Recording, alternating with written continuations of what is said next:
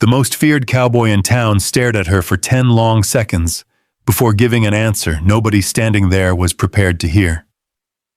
The church doors banged open as a cold wind swept dust across Main Street.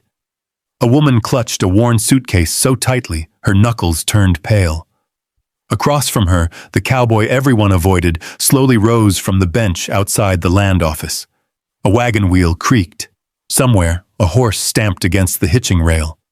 Then she asked him a question that froze the entire town in place. What happened next left every eye fixed on the two of them, and nobody knew why she had chosen him. Before we begin, tell me where you're watching from and join us for the story. The whole street seemed to slow down when the stagecoach rolled into Cedar, Bluff. It was late afternoon in the summer of 1886. Sunlight stretched across the dusty road in long golden bands. A wagon loaded with timber rattled past the general store. Somewhere behind the feed mill, a hammer struck metal in a steady rhythm. The smell of horse sweat, pine sap, and coffee drifted through town. Savannah Reed stepped down from the stagecoach carrying a worn brown suitcase with brass corners that had seen better years. The driver handed it to her without a word. She thanked him, adjusted her gloves, and looked around. Cedar Bluff sat between rolling grassland and dark green pines.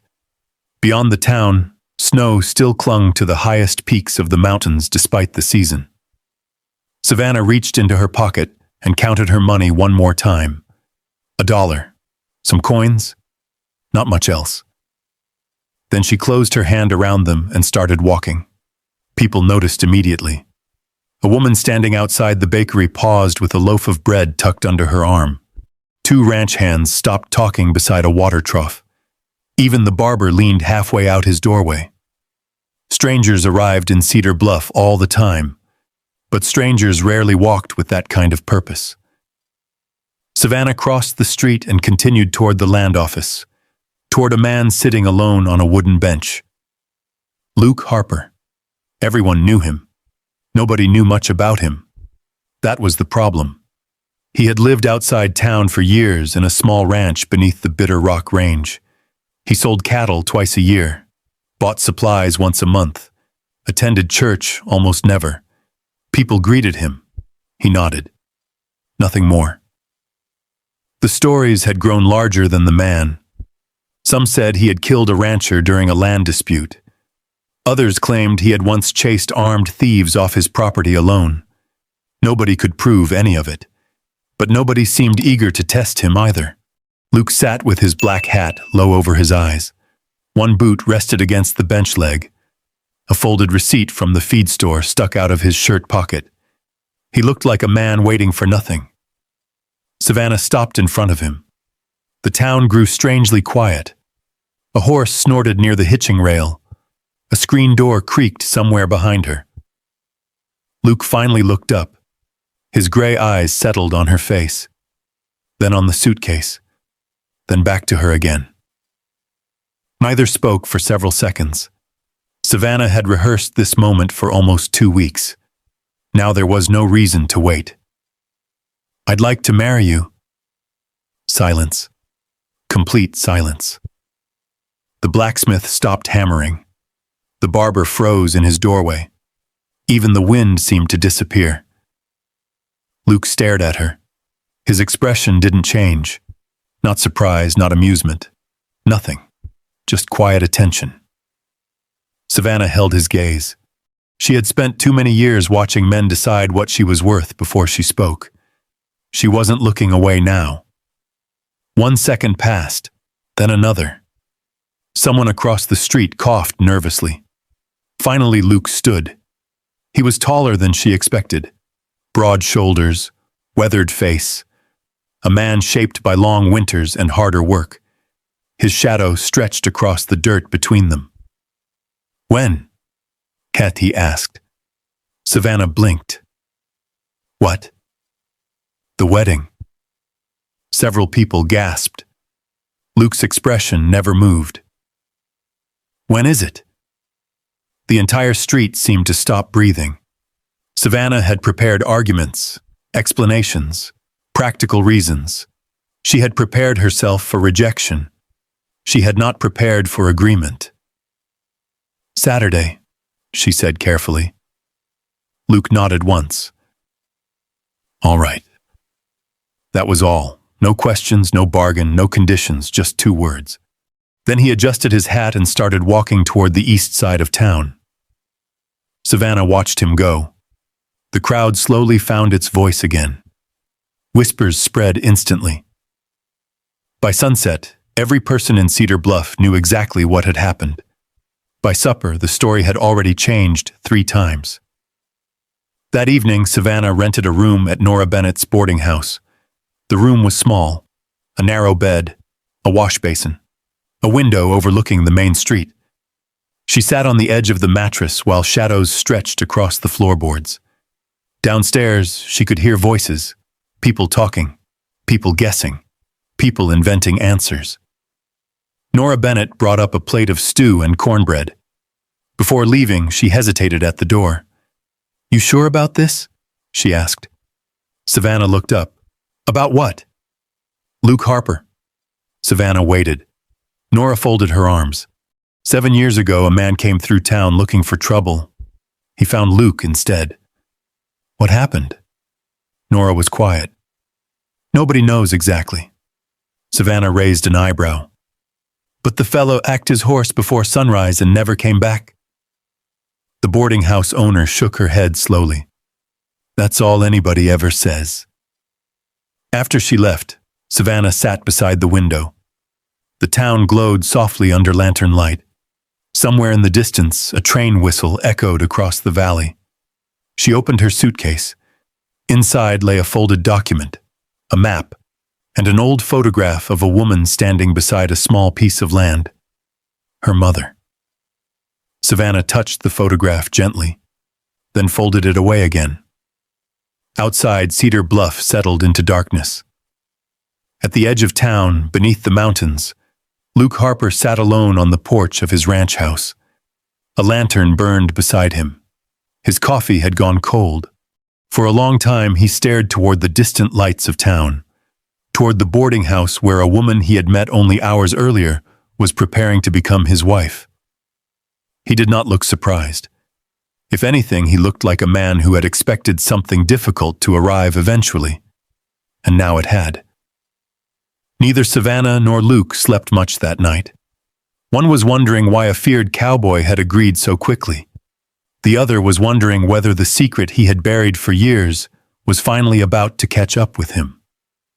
By morning, Cedar Bluff would have even more questions, and neither of them was ready to answer.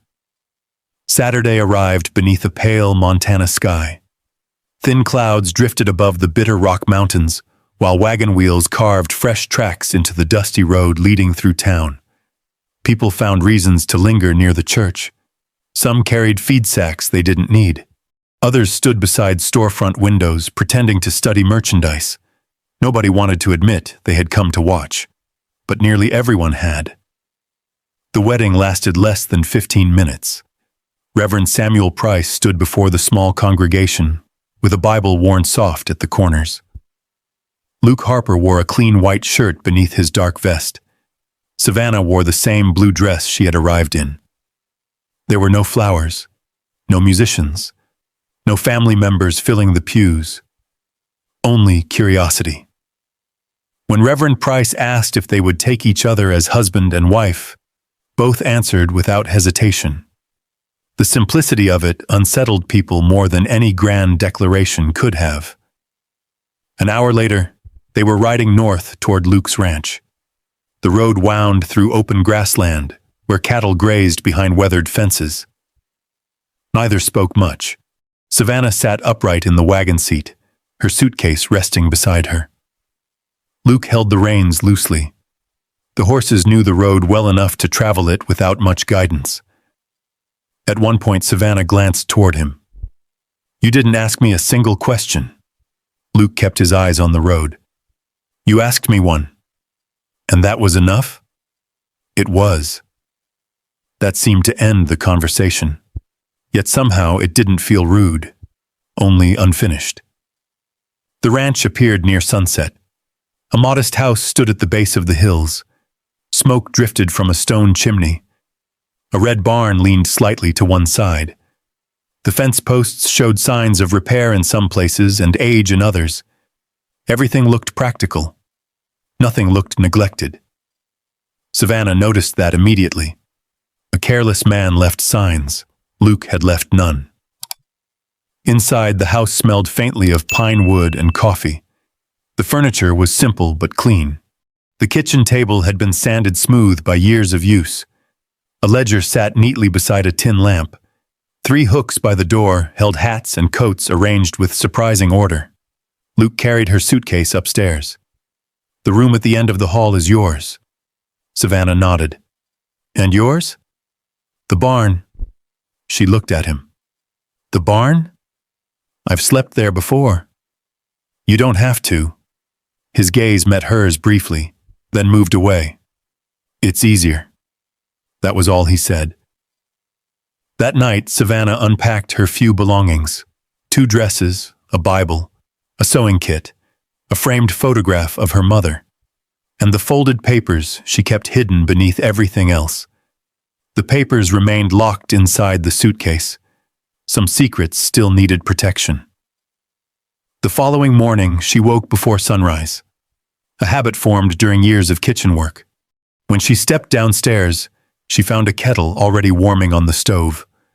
Fresh wood had been stacked beside the hearth. A small pile of split kindling waited nearby. No note, no explanation. Just preparation. Outside, she found Luke repairing part of the fence near the horse corral. The steady knock of his hammer carried across the morning air. Savannah spent most of the day cleaning weeds from a neglected patch of soil behind the house. The ground was dry, hard, but not beyond saving. By afternoon, her gloves were dusty and her sleeves rolled above her wrists. When she returned to the porch, a bucket of water sat beside the steps, cold and clean. Again, no explanation. She looked toward the corral. Luke was working with a young gelding.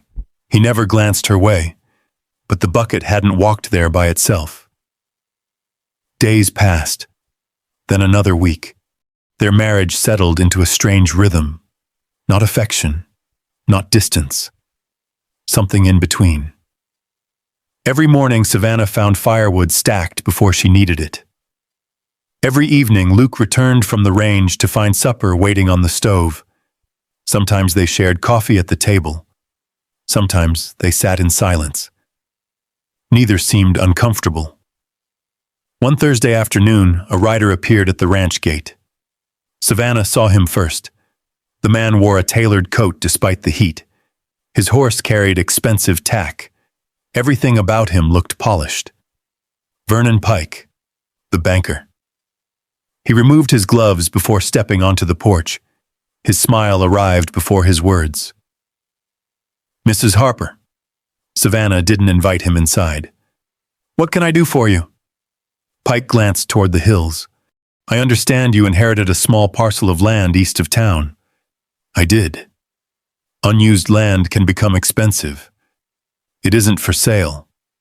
The smile remained, though somehow it felt thinner. "I haven't made an offer yet." "You don't need to." For a moment, the two simply looked at each other. Then Pike nodded politely. "As you wish." When he left, the sound of hoofbeats lingered longer than it should have. That evening, Luke listened while she described the visit. He stared into his coffee cup. "Did he mention a price?" "No." Luke nodded once. "Good." Savannah studied him. "You know something about that land." The room grew quiet. Luke set down his cup. "Enough to know Pike wants it badly." "Why?" "I don't know." She wasn't sure he was telling the whole truth, but she let it go. For now. Several nights later, moonlight spilled across the valley. The ranch lay silent. Savannah woke to the sound of horses. Not close, distant, moving fast. She crossed to the window. Outside, another shape moved near the eastern fence line. A lantern flickered briefly. then vanished. Moments later, she heard Luke's boots on the porch below. The front door opened, closed. A horse whinnied sharply. By the time she reached the yard, Luke was already riding toward the darkness. An hour passed before he returned. His horse was damp with sweat. His jaw looked tighter than usual. "Who was it?" Savannah asked. Luke dismounted slowly. "Someone digging." "Digging where?" He looked toward the distant hills. "Near the boundary markers of your land." Savannah felt something cold settle in her stomach. "Did you catch them?" "No." The wind moved softly through the grass. Luke stared into the darkness beyond the fence. Whoever had been there was gone, but they had left behind a question neither of them could answer. Someone was searching for something, and whatever it was, it lay somewhere on Savannah Reed's land. The question followed them through the rest of the week. It sat between coffee cups in the morning. It lingered in the quiet after supper. It rode beside Luke whenever he checked fences near the eastern boundary. Neither of them spoke about it much, but neither forgot. A cold front rolled down from the mountains early that year. By mid-September, the mornings carried a sharp bite. Frost appeared on the grass before sunrise and disappeared only after the sun cleared the hills. One afternoon, Savannah rode into town for supplies. A sack of flour, lamp oil, a spool of thread. Simple things. She was leaving the general store when she noticed a stranger standing outside the bank. The man wore a dark coat despite the weather. Gray hair, straight posture, watchful eyes. He wasn't speaking, just looking. His gaze followed Luke's ranch road stretching north out of town. The feeling lasted only a moment. Then the man turned away. That evening, she mentioned him. Luke stopped halfway through cleaning a saddle buckle. For the first time in weeks, his expression changed. Only slightly, but enough. What did he look like? Savannah described him. The silence afterward lasted several seconds. Luke set the buckle down. "Clyde Mercer." The name landed heavily. "You know him?" Luke nodded. "I wish I didn't." Nothing more. Not then. The following morning, Clyde Mercer arrived at the ranch. He rode a bay horse and carried himself like a man who believed every door would open for him eventually. Luke was repairing a gate when he arrived. Savannah watched from the porch. The two men stood 20 feet apart. Neither offered a handshake. The wind moved through the grass between them. Mercer finally spoke first. "Been a long time." Luke's hammer rested against the fence rail. "Not long enough." Mercer smiled. It wasn't friendly.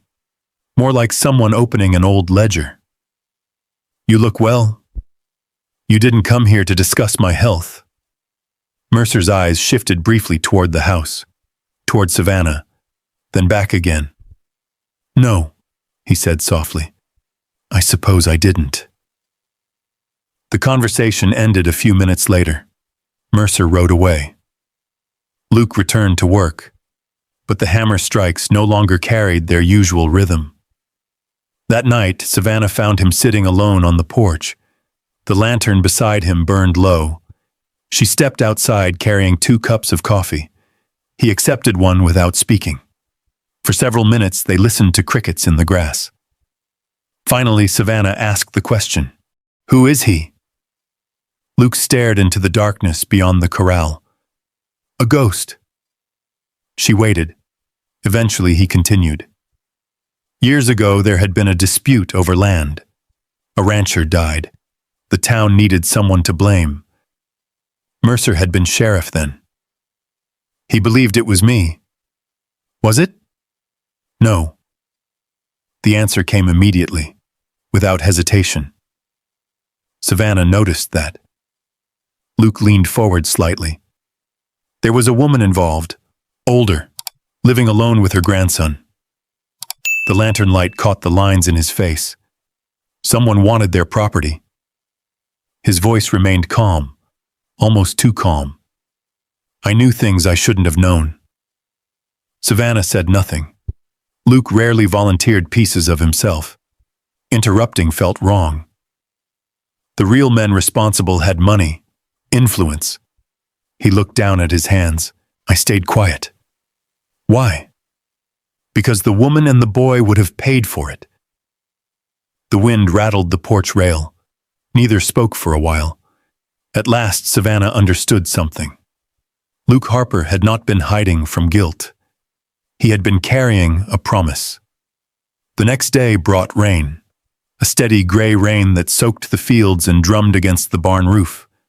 Unable to work outside, Savannah decided to clean the old storage shed standing behind the house.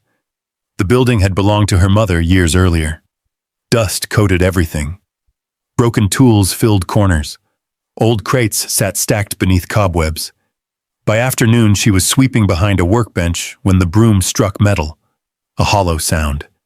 Different from wood, she knelt immediately. The object lay buried beneath loose boards and dirt. An iron box. Rust covered the hinges. The lock had long ago broken away. Her pulse quickened. Carefully, she lifted the lid. Inside lay folded papers wrapped in oilcloth. Maps, land surveys, bank records, letters. The smell of old paper drifted upward. Rain tapped steadily against the roof while Savannah unfolded the first document. Her eyes moved across names and signatures, then stopped. Vernon Pike. Again, and again, and again. Transfer agreements, property acquisitions, amounts of money, some legitimate, some deeply questionable. The deeper she looked, the worse it became. By evening, the kitchen table was covered in documents. Luke removed his hat slowly when he saw them. "What is all this?" Savannah handed him one paper. He read it, then another, then another. The room grew quieter with each page. Finally, he sat down. His jaw tightened. "I know these names." Savannah looked up. "So do I." Luke spread one survey map flat across the table. His finger followed a series of property lines. Suddenly, everything connected. The abandoned land, the banker, the digging, the repeated offers, the hidden records. Luke looked at Savannah. For the first time since their marriage, genuine concern appeared openly in his eyes. "Your mother's land isn't just land." "What is it?" His voice dropped.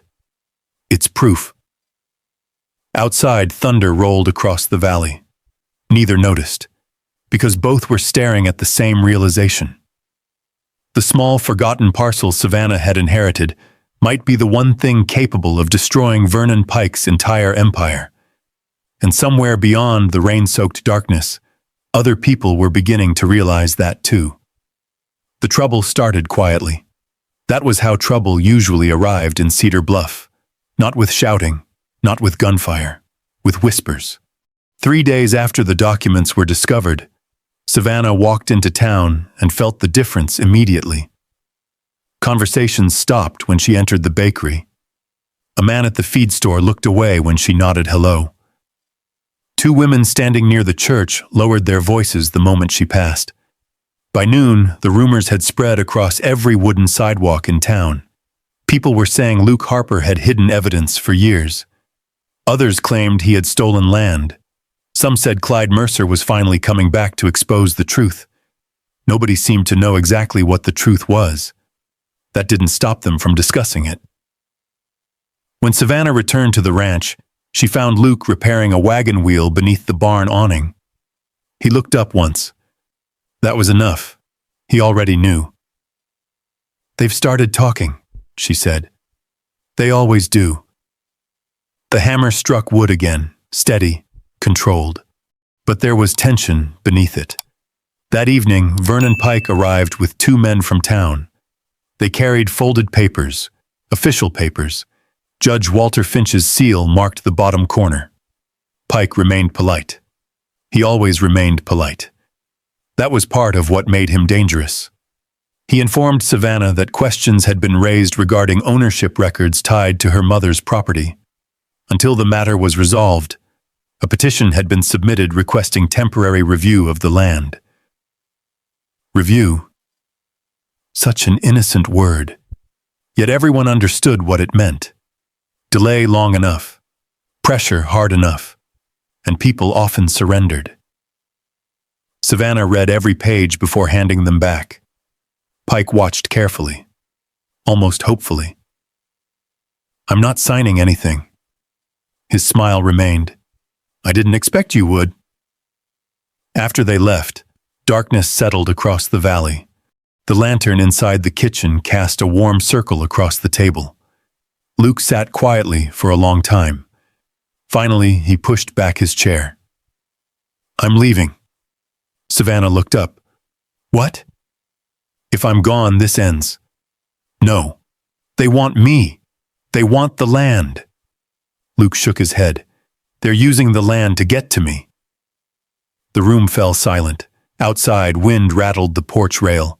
Savannah stared at him, at the man who had faced rumors for years without complaint. The man who left hot water outside her door. The man who never asked questions he didn't need answered. And now he was preparing to disappear. Again. Before sunrise, she woke to the sound of a saddle being tightened. The ranch yard lay gray beneath the first light of dawn. Luke's horse stood ready. A bedroll was tied behind the saddle. Savannah crossed the yard without a coat. The cold air stung her face. Luke paused when he saw her. Neither spoke immediately. The river below the ridge moved quietly through the cottonwoods. A crow called somewhere in the distance. Savannah reached into her pocket. Slowly, she removed her wedding ring. Then she stepped forward and placed it in his hand. Luke looked down at it, confused. "If you're leaving because of me," she said softly, "then keep it." The ring rested in his palm, cold, heavy, real. "If you ride away now," she continued, "they win." Nothing moved, not the horses, not the trees, not even the wind. Luke stared at the ring for several seconds. Then he closed his fingers around it. Something changed in his face. Not dramatically, just enough. The look of a man reaching the end of a road he had traveled too long. Without another word, he untied the bedroll from the saddle. Savannah released a slow breath. Luke led the horse back toward the barn. And for the first time in many years, he chose not to run. The days that followed were different. Purpose replaced uncertainty. Luke spent long hours riding across the county searching for people connected to the old case.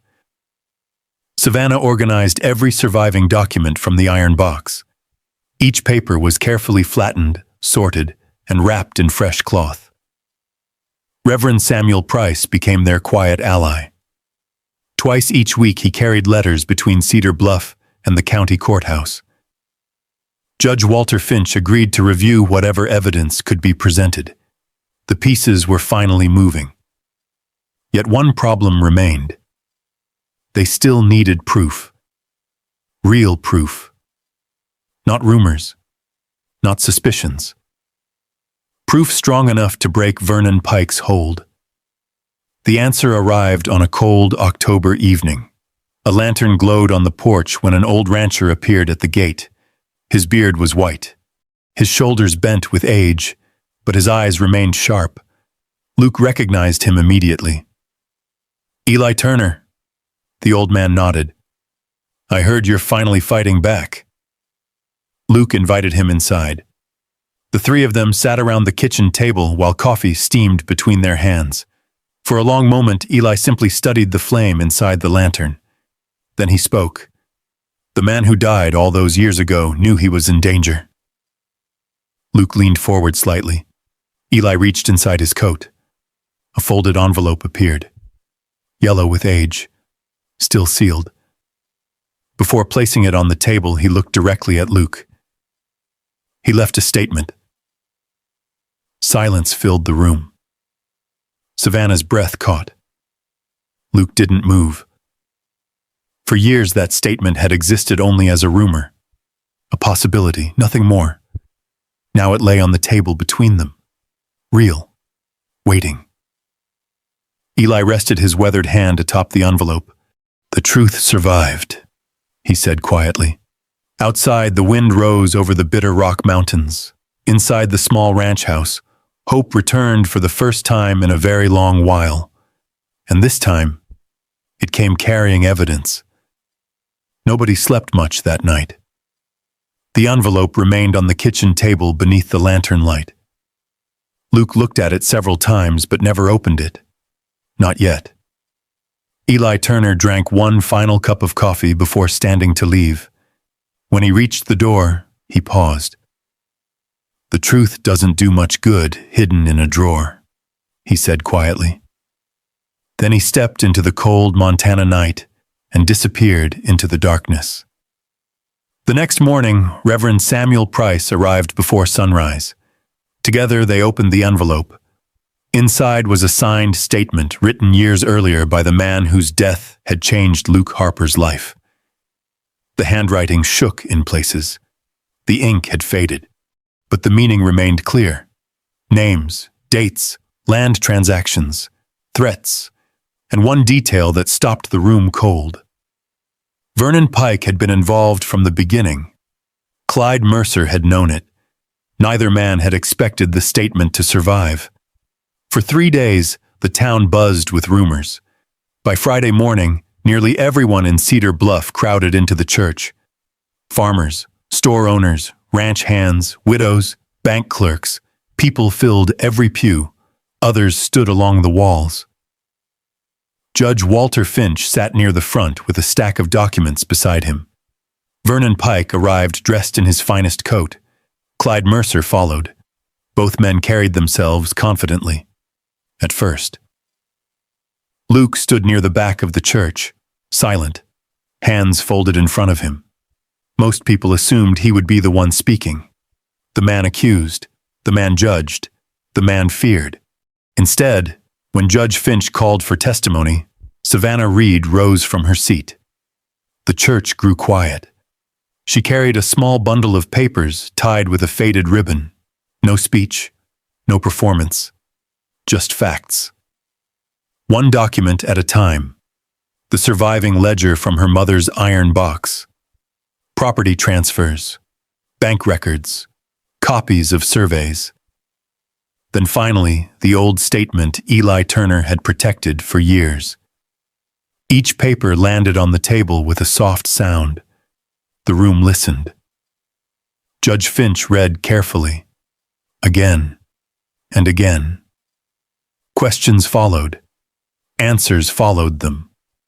The story Vernon Pike had built over the years began falling apart piece by piece.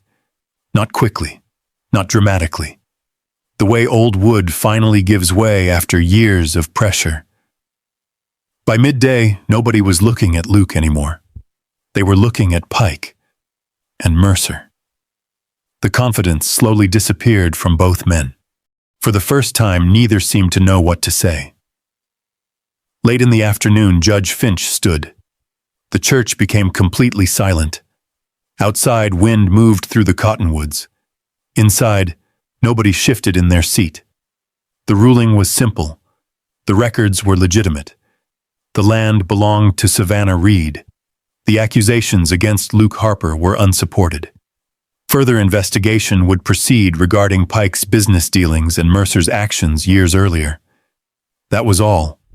No cheering, no celebration. Just a long breath released by an entire town at once. When people finally began leaving, many avoided Luke's eyes, not because they feared him, because they suddenly understood how wrong they had been. A week later, Vernon Pike left Cedar Bluff. Clyde Mercer left soon after. Neither was missed. Autumn settled across the valley. Golden grass covered the hills. The first snow appeared high in the mountains. Life slowly returned to normal, at least for everyone else. For Savannah, things felt different. The agreement had been fulfilled. Her land was safe. The danger had passed. The reason she had asked a stranger to marry her no longer existed. One evening, she packed her suitcase, the same suitcase she had carried off the stagecoach months earlier. Luke noticed immediately. He said nothing. Neither did she. The next morning, a wagon waited beside the station. Savannah stood near the platform holding her ticket. A few travelers moved about. Steam drifted from a nearby engine. She looked toward the mountains one last time. Then she heard footsteps. Luke Harper. He stopped beside her, still wearing the same black hat, still carrying himself with that quiet steadiness. For several seconds, neither spoke. Then he handed her a folded document. Savannah opened it. Her eyes widened. It was the ranch deed. Both names appeared on the page. Savannah Reed Harper, Luke Harper. Equal owners, equal partners. She looked up. Luke shifted his weight slightly, the closest thing to nervousness she had ever seen from him. "I think this has been your home for a while now," he said. No grand speech, no dramatic declaration. Just the truth. Simple and direct. The way he always spoke. The wagon driver called for passengers. Savannah looked at the ticket in her hand, then at the deed, then at Luke. Slowly, she folded the ticket and slipped it into her pocket. Unused. Luke's shoulders relaxed almost imperceptibly. Together they walked away from the station. A year later, the ranch looked different. The fences stood straighter. The cattle herd had doubled. A thriving garden stretched beside the house. Rows of squash and beans filled the soil Savannah had worked with her own hands. One quiet spring morning, sunlight spilled across the porch. Birdsong drifted from the cottonwoods. Luke sat outside shaping pieces of wood, a small cradle slowly taking form beneath his hands. Inside the house, Savannah stood by the window watching him. Neither spoke. Neither needed to. Beyond the pasture, the bitter rock mountains glowed beneath the first light of day. The man the town had once feared had finally found peace. The woman who arrived with a single suitcase and nowhere to belong had found a home. And like the strongest things in the West, neither had been built in a moment. It had been built slowly. One choice, one act of trust, one quiet day at a time. And maybe that's why this story stays with us long after the last scene fades. Because most of us won't inherit a ranch. Most of us won't stand in a small Montana church and face down the people who tried to take everything away. But if you think about it, we all know what it feels like to carry something heavy. A disappointment. A loss. A mistake that seems to follow us farther than it should. Imagine standing where Savannah stood, with nowhere certain to go, with only a small amount of hope left in your pocket. Or imagine being Luke, spending years believing that the safest way to survive is to keep everyone at a distance. Then imagine what could happen if one person chose to stay. Not because it was easy, not because it was guaranteed, but because some people are worth believing in. To me, that's the heart of this story. Sometimes healing doesn't arrive with a grand speech or a dramatic moment. Sometimes it looks like a cup of coffee left on a table, a light left burning in a window, a hand reaching back when someone is ready to walk away. And sometimes love begins the moment two wounded people decide they don't have to face the world alone anymore. If this story meant something to you, I'd love to know where you're watching from and what moment stayed with you the most.